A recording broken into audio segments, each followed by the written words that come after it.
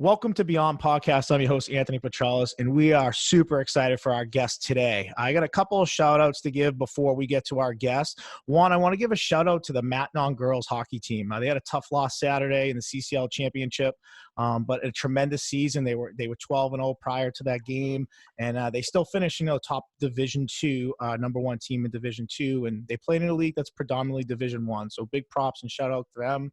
And I also want to give a shout out to my man, Armando Velez from Man 2 Media out of New Jersey. Man, he put some really good music together for the show. I'm hoping to have it on this week, if not next week, if I could figure out the technology. Super excited. If you guys are looking for good quality work, Armando's your man. Again, Man 2 Media. man2media@gmail.com. So we're super excited about what he's put together for the show.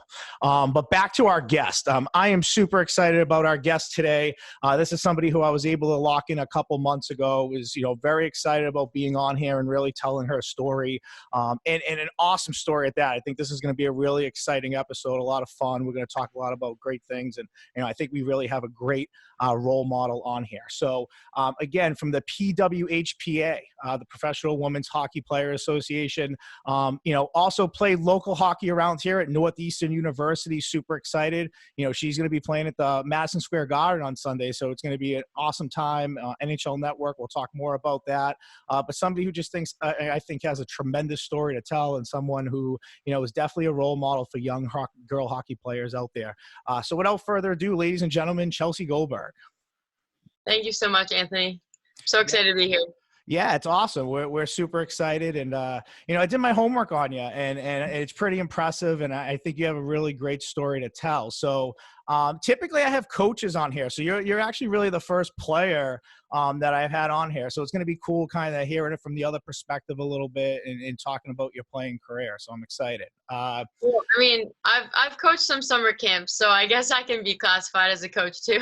Yeah, we'll put that in quotations, or we'll put that in hyphens or whatever to qualify it. Absolutely. Yeah. But as I said, I think we have a tremendous story to tell today. So, you're from Cali, you're a twin, you have a brother. I have twins, a baby boy and baby girl. So that was kind of my first attraction there of like, okay, let's listen to this story a little bit. And you're out in Cali, and you guys got into hockey. So, when I think of California, hockey's not the first sport that really comes to mind. So talk a little bit about your start into hockey, how you fell in love with it and really got into it.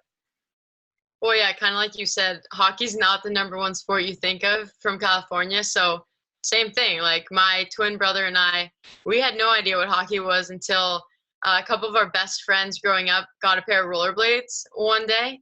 And so my brother and I looked at our parents and were like, wait, if they got rollerblades, we think we should get rollerblades too. So we actually got a pair of rollerblades ourselves, and we all just together as a group. I usually hung out with the guys, obviously, with my twin brother, but we all decided to play roller hockey, and we loved it. We absolutely loved it. So from there, it got up to 118 degrees outside in the Southern California heat, and it just really wasn't realistic or safe at that point. And so we kind of entertained the idea of switching over to ice hockey. But again, growing up, I was a lacrosse player, soccer player, swam. So, all the California sports, nothing related to hockey at all. Family had no hockey history, but we loved roller hockey. So we eventually moved to ice hockey. And still, we didn't take it serious until some of our coaches growing up told my brother and I, you guys should really pursue college hockey. You have what it takes. And so ever since then, huge thanks to our coaches for kind of pushing us to that next level and kind of getting the idea in our minds about pursuing college sports. That's awesome. And it's just funny listening to your California hockey story. I think of like Mighty Ducks 2, the kid who shot the knuckle puck. Like that's the only LA hockey player I've ever heard of from the young kid perspective. So it's always funny and that's awesome how you got your start for sure. So I know that you end up moving to the East Coast to play hockey here. So I have a two-part question for you. Part one would be, when did you maybe kind of realize that you were a pretty good hockey player and that maybe moving to the East Coast was a better option for you? And then on the flip side of that, being a young girl going out and moving across the country and leaving everything that you know a little bit to kind of pursue something that you're passionate about. I mean, that can't be easy. So I'm just very curious in the decision making and that whole process to move to the East Coast. Those are great questions, and especially for, I guess, young girls that grow up playing boys hockey like myself. There weren't really many options for me, especially when I did realize I had the potential to pursue collegiate women's hockey. So at that point, I had grown up playing with the boys, and we got to, I think, the 16 age level, and I had gotten a concussion. So at that point, I was like, okay, maybe it's time to switch over to girls hockey. And also, in addition to that, there was no really opportunity for me to get seen playing boys hockey. So I had to switch over to girls hockey in order to get seen, to pursue that college scholarship, if that's really what my goal was, and it was at the time. So I decided from that concussion and then the decision to pursue college sports that I was going to switch over to girls hockey. And so I switched over to girls hockey. I played a little bit out in California, and one of my teammates actually went to a camp on the East Coast, and she was like, Chelsey, you got to go to this camp. College coaches are there, and the coaches of this team are awesome. I think you would love it. So I reached out to those coaches, and those coaches happened to be the North American Hockey Academy coaches out in Stowe, Vermont. And I just said, hey, I'm from Southern California. I'm looking to get into girls hockey and hope to live out my dreams of playing college hockey.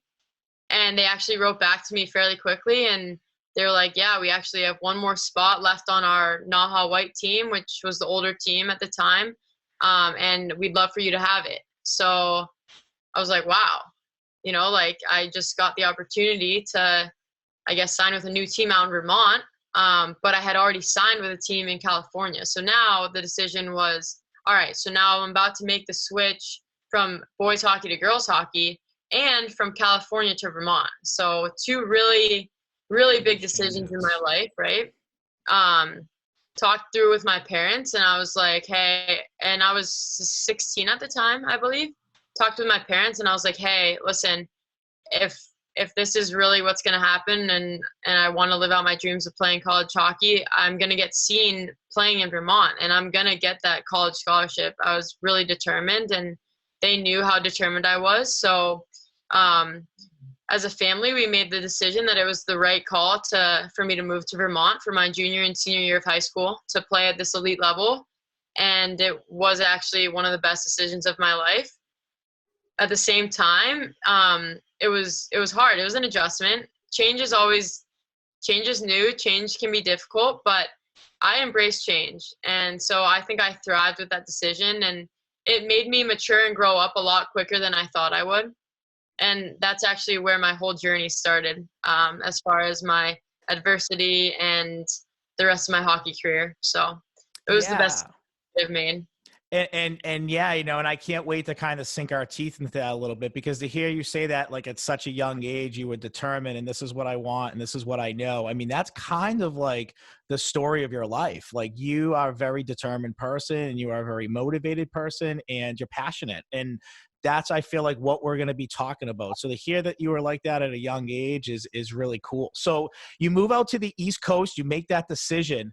I mean, this area, New England in general, hockey's huge, right? So how quickly were you getting noticed as a player at that level, and what type of schools? I mean, I know we're going to talk about you at Northeastern, but I mean, my guess, BU, maybe Harvard, maybe UNH, Vermont. I mean, I think of these schools just off the top of my head. I mean, what type of schools were taking a look at you, and how quickly were they taking a look at you?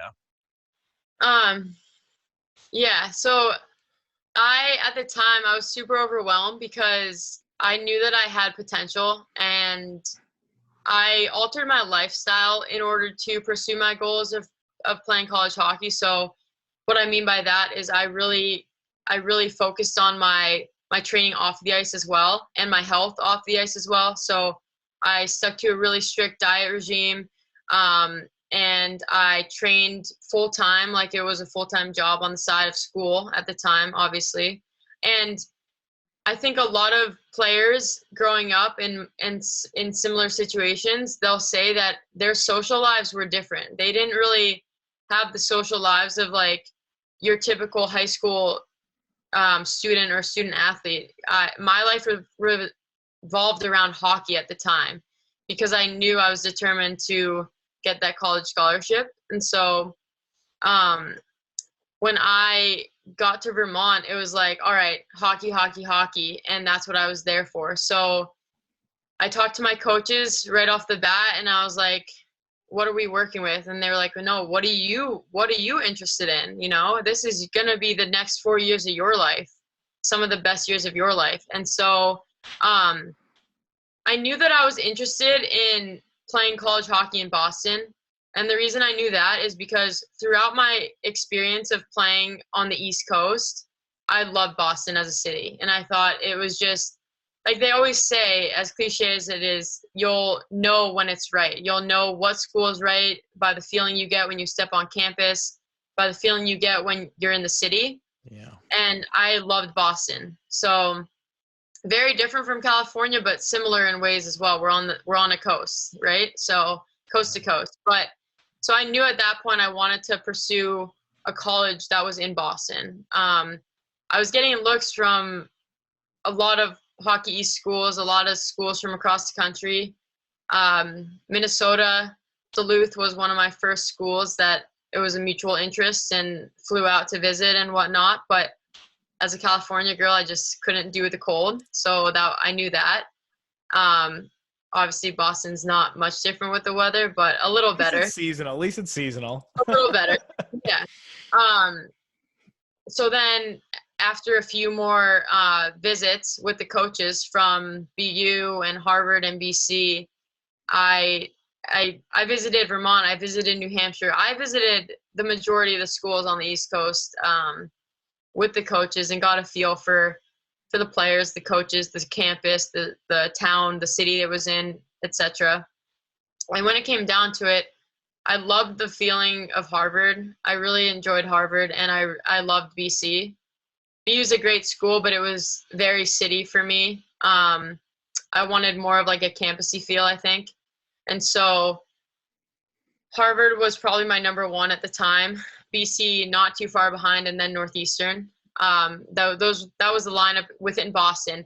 Obviously, I had to have backup because in case those didn't work out as well.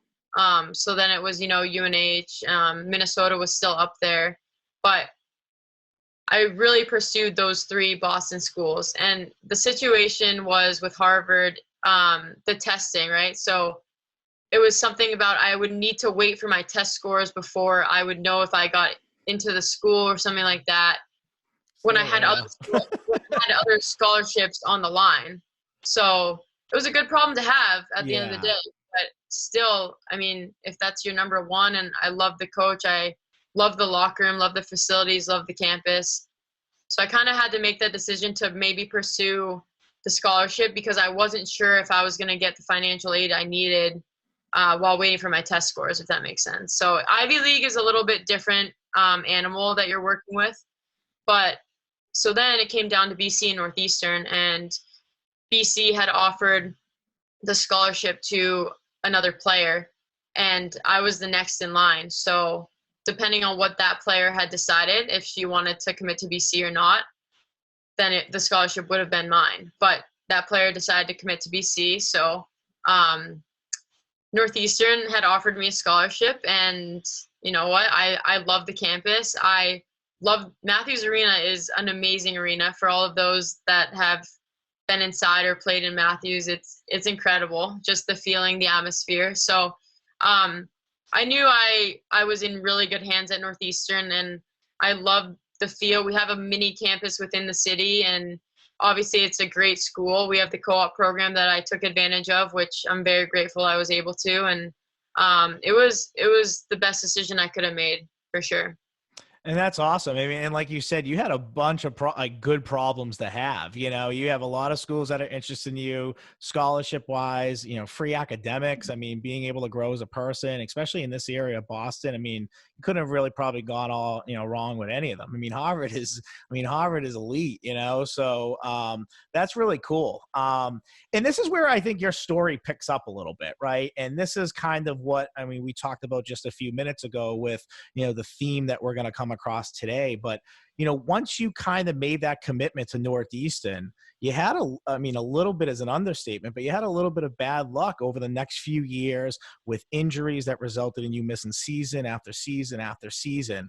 And when I was kind of PRing you a little bit, I kept coming back to the mentally tough aspect of you. And I think what you went through in these 4 years, hearing your story, there's not a lot of professional athletes out there that are as mentally tough as you. And I think you need to give yourself a lot of credit for that. So, I'm going to kind of give you the stage a little bit to talk about the next 4 years of your career. Once you really chose Northeastern's the spot for me, what kind of went on in your career a little bit? Yeah, no, I appreciate that. So the next 4 years of my life were the hardest years of my life, and here's why. I ended up breaking both my legs at Naha. So I'd committed to Northeastern, right? So that was a goal of mine, and I felt like I had accomplished that goal. At the time, I was in and out of the national development program, and so I knew that I had bigger goals to reach, and that was to be a part of the USA team. And so I didn't know what that meant. I didn't know what that looked like, but I was ready to embrace the journey and see where that took me. So long story short, I broke one leg, my right fibula, my junior year of high school at Naha. I got tripped on a breakaway mid-game, and feet first in the boards, snap back. I knew instantly it was broken. I was out for 6 months, and that was really the first time that I had faced adversity in my career, I would say. Everything was pretty smooth sailing, and I was definitely lucky along the way, and then I got hit with that. So I was like, okay, this is an adjustment, but you know what? Like 6 months later, I got back in the weight room, and I worked out even harder, trained harder and faster, and I was back. I recovered fully, went back my senior year of North American Hockey Academy, and almost a year to the day, I broke the left fibula, and that was just fluky. I locked knees with another player's knees, and my foot planted in the ice, but my leg spun. So that one actually broke in 4 places, and it was pretty bad break. So they had to go in for almost immediate surgery on that one. And I had 5 or 6 screws and a plate put in. And so again, I again had to call my coach at Northeastern, right? And I was like, hey, you're not going to believe it, but I actually broke the same bone, but on the other leg now. And he was like, what goes through your mind here? I mean, just out of curiosity, here you are recovering from a tough injury, and now you have an injury. Obviously, you have immediate surgery. You kind of wake up, here you are in this giant cast, and being told what happened and what's going on. I mean, what's going through your mind there? Like, oh my goodness. So to be quite honest, I feel like I don't know what was going through my mind, because at the time I do know that I tried to stand up and I tried to get back at it, and I just fell. So clearly my leg was broken. I couldn't skate. So my teammates got me off the ice, and I was like, okay, maybe it's a bad, like, I don't know, sprain or bone bruise, whatever it could have been other than a broken leg. And took my skate off, and my ankle was already the size of like a balloon. So it didn't look right. It didn't feel right. My parents are across the country, right? I already went through this one time, and I'm like, oh man. So I try to keep a positive outlook with the majority of things in my life. And I was like, I don't know what it is until I get an x-ray, right? So one of my best friends on the team, her parents and I got really close, just because I would go to Thanksgiving for Thanksgiving at her house in Vermont, and very, very good people, and became very close with them. So her parents actually were at the game in Connecticut at the time, took me to the hospital, waited the whole night. I mean, from 2 a.m. on, they waited the whole night for me. which was incredible. So that made me feel better that I at least had parents that I trusted and felt a part of the family with right by my side. So I felt like I was in good hands, and I realized it was broken in 4 places and I needed hardware put in. So it was kind of like, there's no waiting around. Let's get after it, and got the surgery done. And that was that. It was a 4-month recovery versus a 6-month based off of just like the immediate attention. But yeah, I mean, in the moment, you're kind of just going through it and riding the wave, doing what they tell you to do. And then it was afterwards when I had to evaluate and call my coach again and be like, hey, broke another leg. That was where mentally, like once everything settled down and once the adrenaline rushed out of the body, then it was like, all right, this is real. Like it happened again, but it was another challenge that I needed to get through. And it wasn't easy by any means. Like 4 months away from the sport that you love in another state. Like I stayed in Vermont because I was going to school at the same time. So couldn't go to practice. I was on crutches for the majority of that time. And yeah, it was tough. It was really tough. I mean, that's a shout out to your coach at Northeastern too. I mean, the fact that, you went through 2 really tough injuries back to back, and, you explained the process just a little bit ago of, there's only a certain amount of scholarships that are offered. And if you don't get it, you might be on a waiting list if somebody drops out or whatever. So, the fact that your coach really hung on to you during that process is, pretty admirable, in a sense of really helping you, recover, not only physically, but mentally, knowing that you still have a home at Northeastern. But then you go to Northeastern and you kind of run into a little bit of more bad luck, in right when you go to start playing again, and you have a couple other years of bad luck. And again, I think this kind of just tells your story of, going through things. And you mentioned positive outlook, and that just, I can tell that's the type of person you are just talking to you.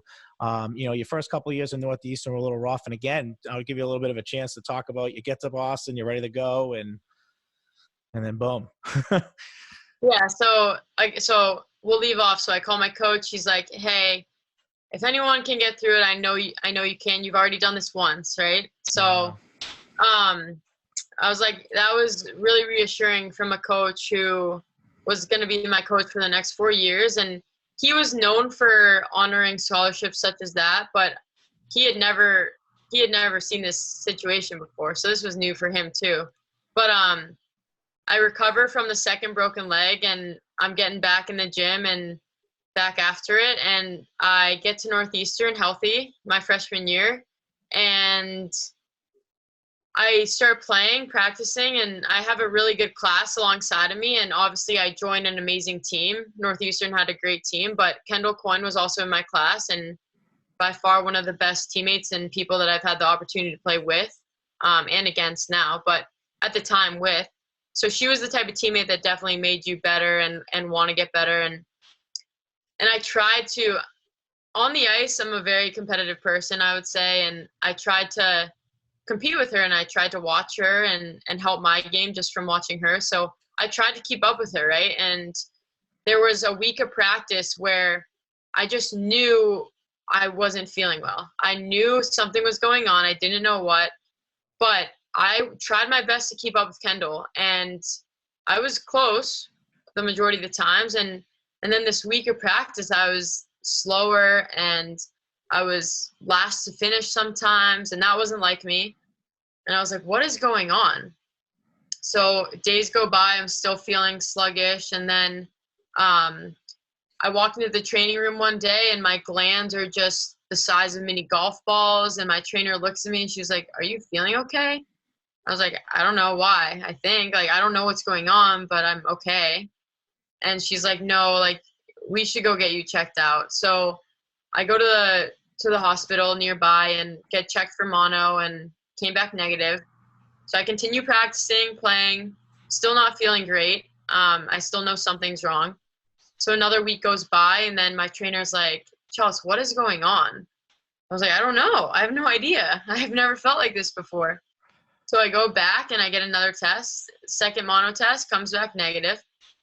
So nobody really knows what's going on, but they do know, like, I'm pale as a ghost. Like, there was one point we had a team meal. A few more days go by, we had a team meal, and freshman year, I lived above the cafeteria that we ate at for team meals, and I couldn't get out of bed. So one of my teammates calls me and was like, Chelsey, where are you? Like, we have team meal. And we were actually playing, I think we were playing a crosstown rival. So whether it was BC or BU, we had a team breakfast. So that meant we were playing one of those teams later that day, and couldn't move. And I was like, I'm in bed. Like, I don't know what's going on. So two of them came up to get me, dragged me down to the cafeteria, and I get to the platform before the stairs to go down to the caf, and I couldn't do it. I felt like I was going to pass out, faint, whatever it was going through my head, and went right back up to my room. And my trainer was like, all right, that's it. We're going to take you one more time and see if we can run more tests or figure out what's going on.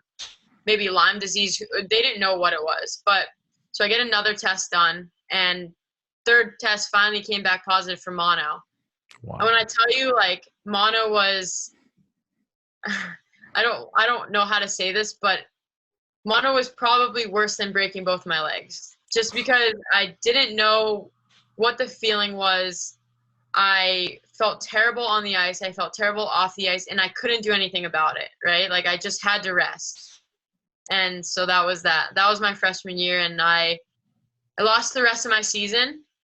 I couldn't declare a redshirt because I had stepped on the ice for too many games before that. And so freshman year was lost to mono. So that was the third year, and it was pretty bad, pretty painful. Yeah. I mean, and the amazing thing is that I think it speaks to your character too, a little bit, to be able to, I mean, again, you're fighting through mono. I mean, there's not too many people that are doing that at any level when they don't feel good, and you're going through it and you're, oh yeah, I'm fine. No problem. I'm okay. And, and you're noticing a physical difference, but here you are getting a third mono test before you figure it out. That's like getting false positives and all that for COVID now. I mean, it's kind of crazy.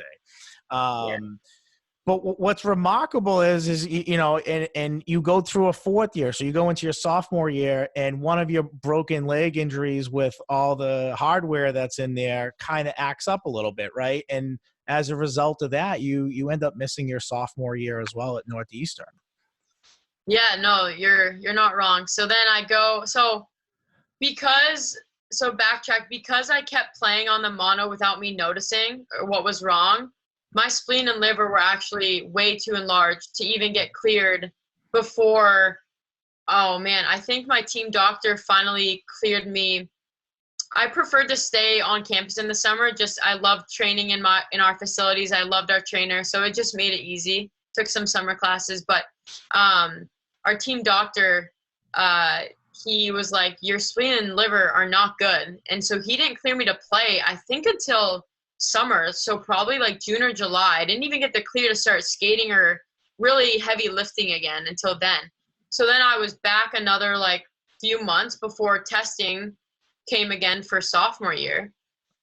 So once I got the clear, I was like, all right, it's rush mode again. Like I have to catch up, but then I also have to exceed what I was before. I want to get good testing results and play. Like that was the ultimate goal, was to play. Yeah. And so come back sophomore year and I feel great. I feel like I've done that again for the fourth year in a row. We'll talk about the mental state in a bit because it was not easy, but I did it and came back for my sophomore year and on the ice this was like still coaches practices before coaches can actually come on with us. I was just skating around, and every time I got off the ice, my left leg with the hardware in it just was acting up, and it was the size of a balloon every single time I skated.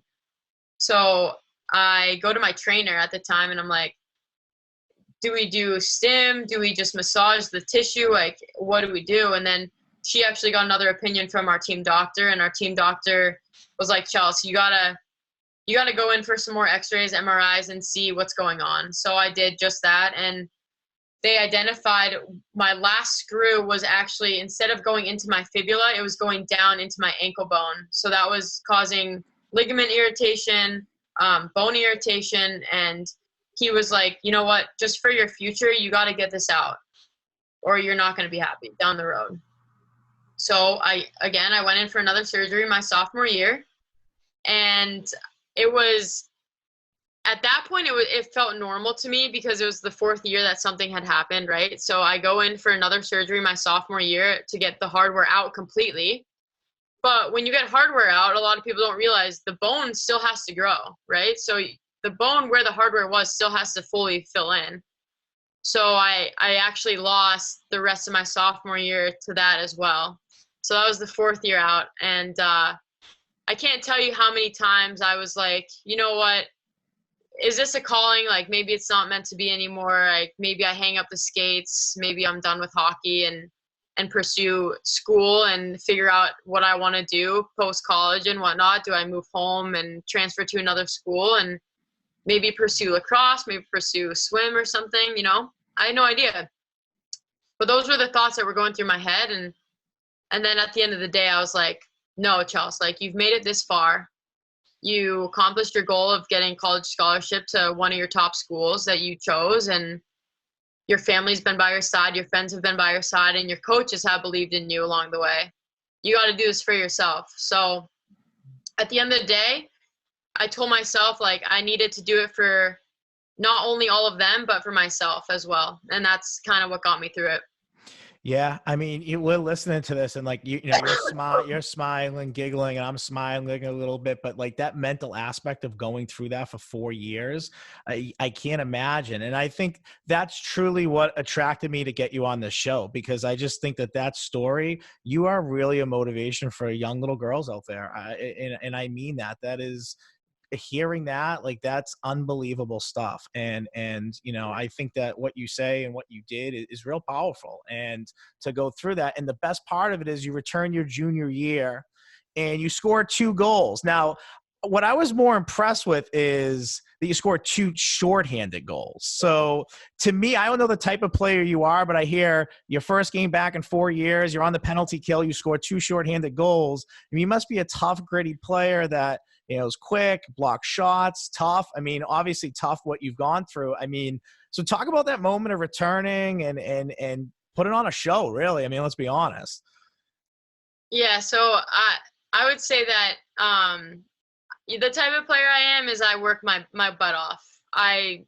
That's what I do. I just, anything I can do to get better, I will do it, whether that's on the ice or off the ice. And I think the skill comes from doing things off the ice and getting some lessons here and there. But I think hard work is what works, and I'm a hard worker at the end of the day. And I would say I'm a grinder. I'm a playmaker. After I broke both my legs, my game really switched from being, I'm a quick player. I would say I'm pretty fast. And I think my game switched from being a go-getter. I'm still a go-getter by all means, but I think I became I'm a forward, and I came more of a defensive forward now. So I think that's what kind of switched. But so PK, right? You got to play defense. You got to block shots. I love blocking shots. Like, the adrenaline just goes and goes, and I love it. So first game back, junior year, my family actually flies out because they hadn't seen a game in 4 years, I guess. And so my whole family's there. And actually we were playing RIT. So some of my friends were on RIT. So that was fun too. But I just remember I got the opportunity to play on penalty kill, and I took full advantage of it. I listened to what coach said about during video. I listened to the game plan and what our opponents did on the power play. So it was really like the 2 goals that I got were really textbook plays.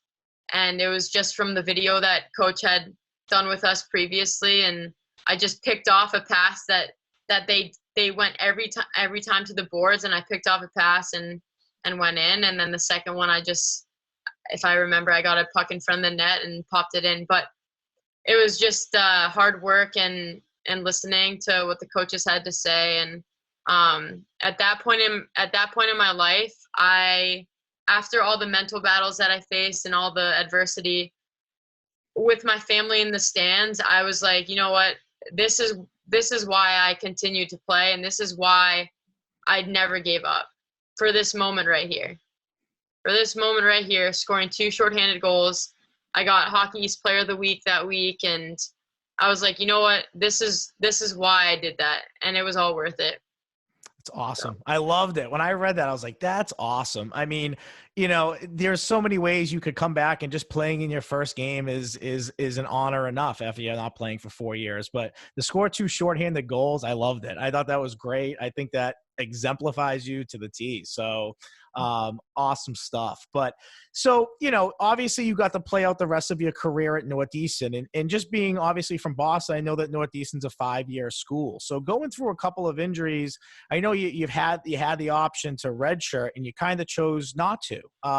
So I'm just curious about that decision making, knowing that you could have maybe got another year of hockey, but instead you kind of maybe chose to live life and be a student a little bit and enjoy Boston, I'm guessing. But I was just curious about that decision making and what you could share with people about it. So Northeastern is a 5-year school, and a lot of people don't know, but if you take a co-op program, it essentially takes the place of classes for a semester. So I think if you take advantage of the co-op program, I think you have to complete 2 co-ops. It might have changed by now, I'm not sure, but at the time, I think you had to graduate with 2 co-ops if you went that route. And again, like I said, I'm very optimistic and positive, but if you can imagine, for the 4 years that I was facing that, there were some battles, and there were behind the scenes that only, I guess, you would know if you experienced it or you were there, type of thing. My family, obviously, I told them how I was feeling, and my coaches knew. I was drained. I was mentally drained and exhausted, and I thought that maybe it was not the right decision to play my 5th year. So I declined my red shirt from my sophomore year, and I was able to take advantage of the co-op program because of my broken legs. So it kind of like worked out in a way that I was out of hockey, but I still was able to find good of Northeastern and take advantage of that co-op program. So I got 1 co-op done when I was injured one of the years, and then fast forward, declined my red shirt. So my 5th year at Northeastern, I actually was still on campus. I don't recall if I was doing my co-op that year or not, or if I was just finishing up the rest of my classes, but I wasn't playing. I was still friends with my teammates, still really good friends with my coaches at the time. Like, they had been there for me every step of the way, and still had a really good relationship with all the staff, all the admin. I was president of the athletes, so I was still there, I was still around, but I just wasn't on the team, right? And so it was different. I mean, I had more time for myself and more time to explore Boston and get to know more people that I maybe wasn't able to meet along the way because of sports, and we were traveling every weekend and whatnot. So I was able to live just a student's life versus a student athlete's life, and it was wild. I mean, you really learn that playing college sports is a full-time job. In addition to taking classes, it is a full-time job, and you miss a lot. You do miss a lot, and I loved my 5th year. But I will say that it made me realize how much I miss hockey. And so I think it was good. I think it was a blessing in disguise that I didn't accept the red shirt, because it made me realize I miss the team aspect. I miss having the sisters have my back. I miss training for something. I miss the purpose that training gave me, right? Like, you train to perform better. You perform better on the ice. Like, it's a good feeling, right? So it was all a circle, and it all tied back to me just missing the game that brought me to the East Coast and that I loved playing. So universe works out in a weird way. I decided that I was going to pursue a master's at Northeastern for the double Husky and work at the university within the athletics department. I accepted a position to work in the events and operations department and get my master's.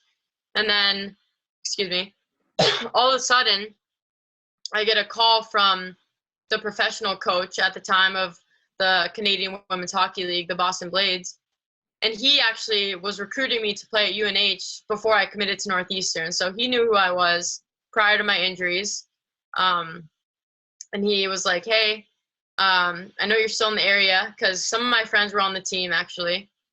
And I don't know if it was word of mouth or what, but he basically offered me a spot on the team, and it was a tough decision, but I decided to play. So I came out of quote unquote retirement and signed my first pro contract with the Boston Blades. And it was, aside from like, I mean, every year you kind of think it's like the best year, right? But the Boston Blades was some of the best years of my life playing hockey. I mean, talk about signing a professional contract. Like, I mean, you sign a professional contract, you sign the dotted line. I mean, what do you do after that? Like, what did you, like, are you texting everybody, like taking pictures of your contract? I mean, I think that's just cool. I mean, that's cool. It's real cool. But you played, you know, for the Boston Blades, and I know you guys had about 3 seasons. You played about 3 seasons, and then the league somewhat folded, right? And all of a sudden, the league that you loved, you played on, the league doesn't exist anymore. Talk about that next move you made after that. And this is where I think, again, it's really cool, like what you end up jumping into and what you play for more and more now, maybe than you did before, as far as playing in the Canadian League. So we get an email one day, and it's from our commissioner at the time, and she was like, "Hey, league call Sunday night at 8 p.m. Mandatory." So we're all like, "This is postseason," so we're all like, "Okay, maybe it's news for like the next season." We didn't know, you know, we didn't think anything of it, not what we expected. But we got on the call, and the commissioner tells us that our league is, you know, stopping operations. And we're like, oh my gosh, like everyone was blindsided. Nobody had any idea this was coming.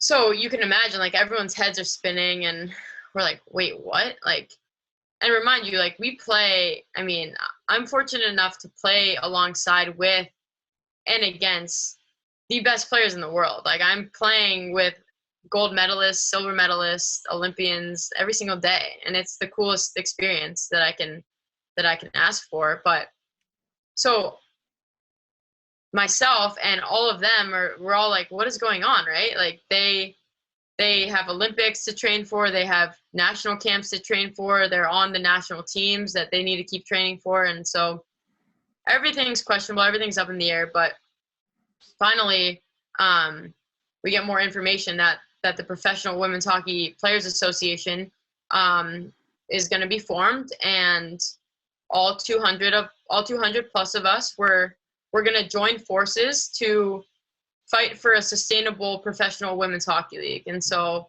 what that means is that a lot of people don't know, but we all work full time on the side. So yeah, we play at the highest level, but we also work full-time jobs on the side. And that's tough. That's really tough to balance when you are going to practice at 10 p.m. at night, because we all work full time until 5-6 p.m. and then traffic, and that's the only ice time we can get, right? So we have to balance full-time job, professional hockey. We don't have a facility to leave our equipment in. We have terrible practice time slots. We get home at 1 a.m. to then wake up for our normal day again at, you know, whatever time you get up to go to work, 7 p.m. So a lot of people don't know that, but what we're fighting for with the PWHPA is a sustainable professional league so that we can play hockey and we can play at the highest level and get a paycheck for playing at the highest level and what we deserve. So we're currently fighting for that, and I'm loving every second of it. I think it's for the right reason. I think it's the right time to do so, right? Like, I love the idea of younger girls growing up having a vision to play professional hockey, you know? I think that's so cool. So to be a part of the foundation and the building blocks for that has been unbelievable. And we have our first showcase, our first games this upcoming weekend in New York. So super exciting. And I just can't say enough about playing at this level with the best players in the world. It's just unbelievable. Yeah, I mean, you brought it up, so we'll talk about it. I mean, Madison Square Garden. You guys are playing in Madison Square Garden. I mean, talk about how cool that is. I mean, just in general, a cool aspect of playing in such a legendary arena that has brought a lot of sports memories. I mean, talk about how far you guys have come in such a short time to be having it. And I saw it's televised on the NHL Network. So Sunday, I believe. So I'm super excited about watching it but giving you the opportunity to talk about it. I mean, it's awesome. Yeah, so we have showcases along the way, and obviously we're in a global pandemic, but we're trying to make the most of it. And the New York Rangers actually were the first NHL team to step in and announce that they were going to partner with us and support one of these showcases and games for us. So we got COVID testing today. It's Tuesday, right? It's Tuesday, I think. I don't even. Yeah, it is. Yeah, Tuesday. Yeah. COVID testing today for New York, and we've been quarantined now for a week, so we're following all protocol that we have to, and we're gonna have practice and testing again on Friday, and then we bus after that to New York, and while following all COVID protocol and restrictions and the Rangers protocol and restrictions, yeah, we're gonna be playing at the Garden this weekend, and I think we're making history, right? And it's going to be broadcasted on NHL Network and Sportsnet. So if you're available, everyone should tune in. But super exciting. We're playing the Minnesota region, and obviously amazing players on both teams. So it's going to be an exciting game to watch. Yeah, for sure. I'm super excited about it. We'll definitely PR it for you guys all over social media. That will be a lot of fun. You brought up some of the inequalities of boys and girls hockey. I mean, I was even reading some stuff that you got to buy your own tape. You mentioned the really tough ice times, and I'm sure there's not, especially in this area anyways, with ice time and everything else, it's not the best times you get on ice time, and you're maybe having to travel to a rink that's a half hour, 40 minutes away on top of it, so you're not even counting the commute back and forth of maybe an hour plus, so it's amazing that you have a full-time job and that you're able to be a professional athlete and to balance both of them. Again, I keep coming back to what we said at the beginning of this, but just a determined, mentally tough athlete. And I think that's you. I mean, that's really, you're like textbook definition of it. So talk a little bit about the message that, you have a lot of power. I think athletes in general have a lot of power, especially professional athletes and having their platform, but talk about the example that, you're looking to set. I guess I'll ask you this question in two parts. One, just for the young little girls out there, I mean, how important is it to you for the mission that you stand for and the person that you are, that, what does it mean to you that these girls look up to you and that you're a great role model for them? And then the second part of this question I'll ask you is, where do you see this league in 10 years? Where do you see yourself as far as being a part of this, maybe 10 years down the road, and what you hope it becomes?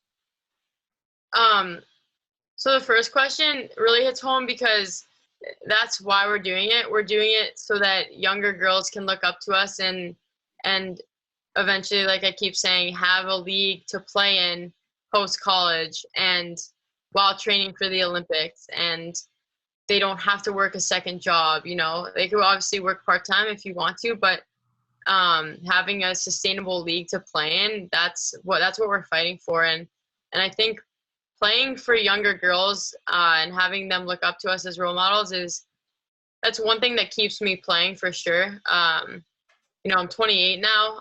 My family's on the West Coast. I could be moving home, but I'm staying to play and I'm staying to fight for this equality because of that. And there's a story that I can tell you that really hit home for me with one of the younger girls that plays hockey, and it just made me realize like why I'm doing this and really confirm my decision to stick with playing professional hockey in these uncertain times.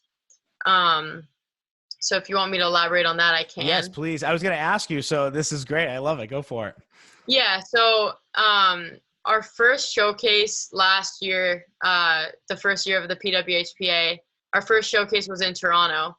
And rewind a little bit, we had gotten a team message at some point during the season that there was a player in the Toronto area who had suffered from a broken leg, and she wanted some advice and was wondering if any of us could reach out and maybe help her out with how to overcome this injury and uncertainty and whatnot. And like the light bulb immediately switched on top of my head, and I was like, oh my gosh, like of course I'm gonna reach out.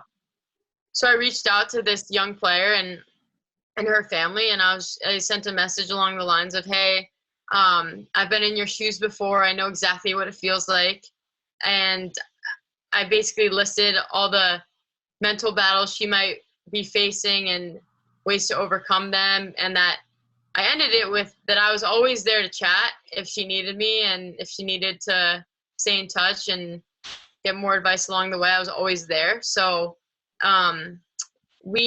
this young fan and I developed I would say a strong relationship just from that interaction and encounter. And so she had reached out to me when the rosters came out for this first showcase in Toronto, and she saw that I was on Team Coin, and she saw when I played, and she was like, hey, Chelsey, my mom and I are going to be at your games this weekend, and we'd love to meet you after one of them.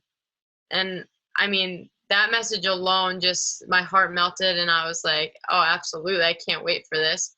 And so I messaged back, and I was like, yeah, of course, after the game, after we get off the ice, I'll bring you down in the tunnel, and I'll meet you guys and have a conversation and chat and get to know each other a little bit more and whatever. And so game ended, and I think I'm one of the last off the ice for what I think I was talking to a friend on the other team, and I'm getting off the ice, and then I just knew there was a young girl and a fan and her mom standing there waiting, and I got off the ice and I knew it was them, and it was really sweet. And at that moment I was like, this is exactly why we're doing this, you know, like for us to be looked up to and as role models, and to fight for a sustainable league for these young girls in the future. And it just reminded me why I was doing it. And I think that's a perfect example of why us players continue to fight for this. Yeah, I think it's amazing. You know, I think it's, you know, I'm a fifth grade teacher, right? As like a second grader walks by my room, they're like, oh, Mr. P. And I feel like the man. So I can't even imagine like in a professional level where, you know, a little girl and a mom are just anxious to see you. You know, they're excited to see you. And even though like you're the athlete, right? Like you're just as nervous and anxious to see them too, because you're so excited that you guys just have such a positive relationship. So that's cool. That's real cool. Yeah. Yeah, go ahead. I mean, and then where I see this going in the next 10 years, I'm very optimistic about it. I mean, I think it's huge that the Rangers stepped in, that and for us to be able to play at Madison Square Garden this weekend, and the Blackhawks stepped in not too long after. The Maple Leafs followed their lead, and so I think it's going to be a domino effect of more and more NHL teams stepping in and supporting us and supporting our cause and our fight for a sustainable league. I do see a league starting in the next 10 years. It might even start before then, and I'm hopeful that it's going to start in the next couple of years, actually.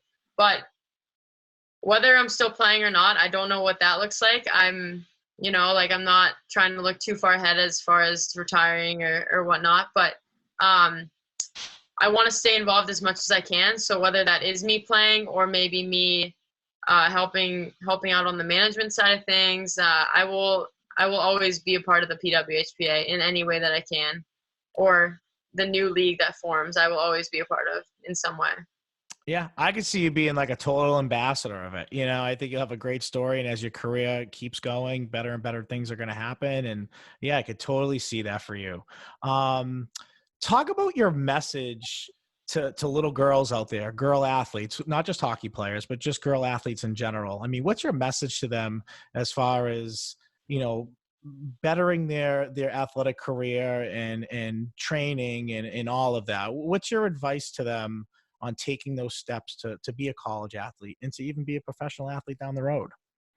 Yeah, I would say that I think the biggest thing is to really embrace the journey and the struggles. And that's tough to hear sometimes. And a lot of people are going to be like, like that's hard, and it is hard. It is really hard to see past that, but I would strongly suggest that any adversity or difficulty that comes your way, really embrace the struggles, because at the end of the day, the struggles and the adversity is what's going to take you from here to here. And whether that's performance, whether that's, whether that's character, whether that's just bettering you as a person, perspective on life, it's going to take you from one level to the next level, just by embracing that and changing your perspective on seeing the good of that, right? Like it's gonna be tough in the moment, and whether or not you go through an injury or not, or any other adversity that comes your way, it's not going to be easy. And I'll tell you that right now, it's not at all. But if you can flip your mindset to being like, all right, it is what it is. I'm facing this. I can't change it now. Let's power through and do anything I can to become better and overcome that and get to the next step again. It's gonna be so much better, and your recovery is gonna be so much faster because you can't wait to get to that point again. So I would really suggest embracing any struggle or adversity that comes your way, because at the end of the day, I think people grow from mistakes. They grow from hardships. They grow from any sort of adversity, and that's what makes you a better person, a better athlete, and that's what's going to get you from one level to the next. So embrace it, have fun with it. When it stops becoming enjoyable, that's when it's time for change, I think. And that's I think that was part of the mental battle for me, is when I was like, I'm not enjoying this. Like, I am not enjoying the struggle of this. But then when I switched it and I was like, oh, like this is just part of the process of like better is to come, right? Like I had no idea I was going to sign a pro contract, but I embraced the journey along the way, and here I am, right? So you got to have fun with it along the way and embrace it. And you know what? Just live life, ride the wave. That's what I say. I'm obviously a California girl, but I don't think you should take anything too serious at all. Just have fun with it. I love it. That is a true West Coaster right there. I love it. And it's great advice. It really is, and I think for you could have all the things in the world to say about injury and having a negative, reaction to it. And you never did. And it's built you to who you are today. It's built your character. It's built your mental toughness and who you are. So I think that's great advice. Who do you look up to? Who are some of the people, maybe athletes that you admire growing up, or even as you were playing in high school and college, as far as, athletes go? So growing up in California, I really didn't know much about hockey at all. But there were a few female players that I really looked up to. One of them being Angela Ruggiero. She's from a small town right by me. So both California girls that have started playing boys hockey and have made it to a high level of women's hockey. So along the way, she was definitely a role model of mine. But then another really important, I would say, mentor along the way was Jessica Kazumi. She's now the University of Vermont's coach, and she is also from a town close to where I grew up. And she was in the national program growing up, a few different national championship teams and whatnot. And she was somebody that I really tried to model my game after. And I modeled my nutrition plan after. I modeled my training plan after. She kind of took me under her wing, and we'd go on the ice for private lessons. And so she was a really big influence in my hockey career. So huge shout out to her.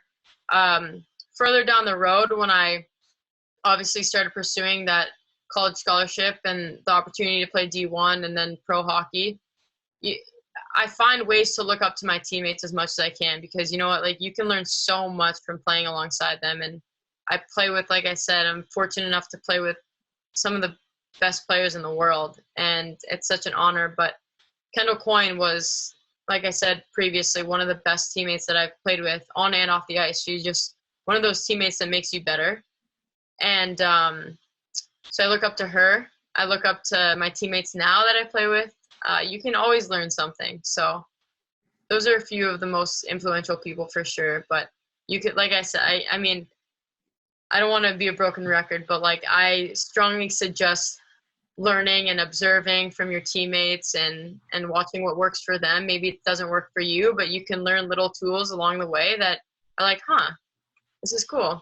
So yeah, and you mentioned it earlier. There's nothing better than learning from things that are a little bit tougher, or learning from things that you make mistakes on, learning from things that, that are adversity, and to kind of put that all together and put that entire package together, and being able to, conduct yourself as a player, be a role model for everybody. I mean, awesome stuff. I love it.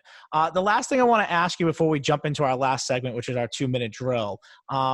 Talk about the sacrifice. You alluded to it. I mean, you have a full-time job on top of playing professional hockey. I mean, talk about the sacrifices that you maybe have to make as a person a little bit. I mean, COVID obviously being an example, probably lifestyles changed a lot to play professional hockey, but talk about, just life in general, how things have changed, and things that you've kind of, have gone through, I guess, during this time period. So if you decide to be an elite athlete, you have to make so many sacrifices along the way. And I talked about it a little bit previously when I mentioned that in high school, like you miss out a lot of social events. Like I only went to one prom. I only went to a couple school dances, and you just really have to make sacrifices along the way if you want to train at that level. So that's youth days growing up. But I guess at this point in time, everyone's experiencing a difficult time right now. We're obviously in a global pandemic. It's not easy for anyone. But I think that, again, perspective shift, right? Like we obviously had to take some time off because of the pandemic, and we weren't allowed to play. We weren't allowed to train and whatnot. But we train up in New Hampshire right now, and just perspective switch on the fact that we are able to train and play right now is everything, right? Like I'm very grateful that we have ice time available for us, that we have a weekly practice slot on Wednesday nights, so you got to look, I mean, it's 1 day a week, but we've been able to play against some of the boys teams up there. And I think you have to find the good in that. Right. And I think there's good to be found in this pandemic. I know that's going to sound tough hearing, but I think everyone can find some good, whether that's working remotely and being able to spend time with your family, right? A lot of people have spent more time with their families. I volunteer at a puppy shelter every week, and just to be able to see these puppies go home every single week, like that's amazing. So that's good, right? Like the pandemic has brought a lot of people dogs and puppies. And so I think that's a silly example, but it's so true, right? That's so true. I think there's something to be found in this pandemic that's good. And I think you really just have to find it and cherish it and hold on to it until we all get through this, because we're all in this together. We really are. Yeah. No, absolutely. And I want to thank you for coming on today. We're going to jump into our 2-minute drill segment here, which is a lot of fun. I'm just going to fire some rapid fire questions at you about pertaining to your sport. And, I do get a booth review. I get to throw a red flag if I want you to explain something a little bit more, or vice versa. If you want to explain your answer a little bit more, I give the guest the option to do so as well. So let me set my timer, and here we go. Biggest victory as a player, biggest game you've ever won? Oh, I mean, easily the 2 Beanpot championships that we won at Northeastern, like hands down. I was kind of banking on you saying that. So my follow-up question is, which Beanpot was better? The first one or the second one? Wow. I haven't been asked that question before, but that's a tough question. I mean, different sweet spots, right? Like winning the first one, that was the first Beanpot in school history in a long time. I forget when it dated back to, but so that was amazing. But then the second year in a row, it's like, oh, we're defending the title now. So that's interesting. I don't know. I mean, they're different. So I don't know if I could say one was better than the other, honestly. Very fair. Very fair. Very good answer. Breakaway. What's your move? What's your move you're going to put on a goalie? Are you ready for this? Yeah. Just a 5-hole. That's it. That's all. I was like waiting for you to say you stop cold and take a rifle at them, slap shot right in front of them or something. No, 5-hole. No. 5 every time. I love it. I love it. The goalies catch on, which my goalies in practice and whatnot would catch on. Then I would mix in a little like fake front and then to the left and then backhand top shelf. So as I'm going right, I pull it backhand to the top left, but that's only if they catch on to my 5-hole. So you bait them You kind of bait them to move a little bit and then you just slide it right. Okay. Okay. Mm-hmm. Biggest goal you've ever scored? Biggest goal I've ever scored. Wow. This dates back a while ago, but I would say that when I was playing boys hockey growing up,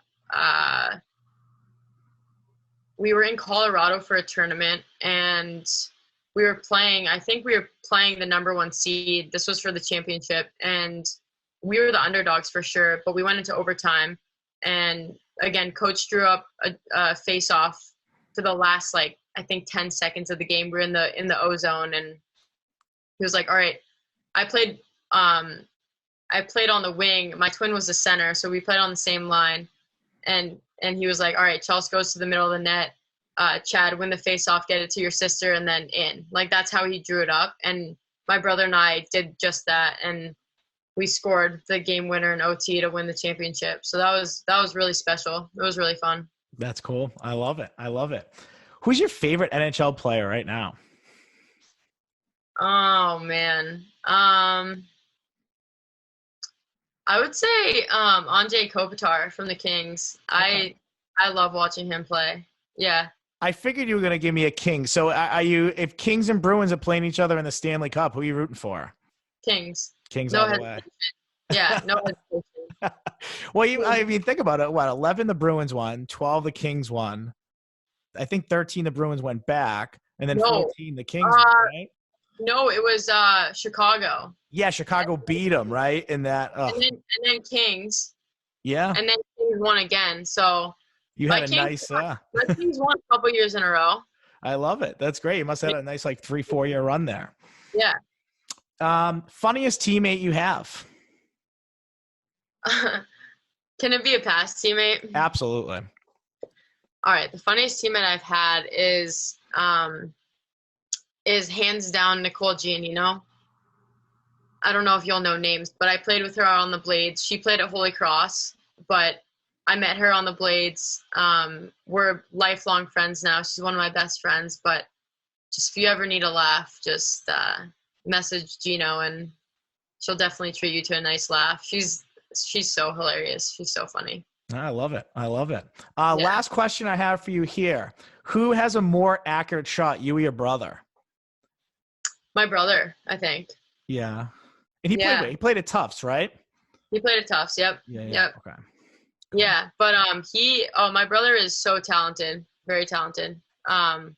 He's got an unbelievable shot. He has one of the hardest shots I've ever seen. So I would definitely say my brother.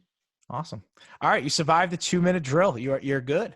I want to thank you for coming on today. I really appreciate you reaching back out to me. And, I think you told a tremendous story today. I think you are a true role model for young girls out there. I have a 2-year-old daughter who's twin.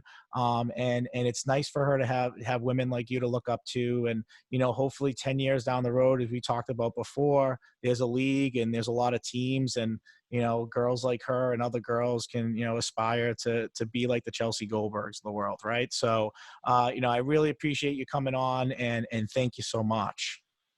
Yeah, no, this has been amazing. I had a lot of fun and I appreciate you taking the time to listen to my story and let me share my story. Absolutely. So, down the road, I'd love to have you on again, but we will all be rooting for you on Sunday again, NHL Network. What time's the game? That I need to confirm. I don't know if that's released yet, but as soon as it is, I'll let you know for sure. All right, cool. We'll definitely PR it from our end and good luck. Enjoy the moment and stay healthy. Please stay healthy. I'm doing everything I can. All right. Awesome. Well, from Beyond Podcast, I'm your host, Anthony Petrellis, Chelsey Goldberg. Thank you guys. Good night.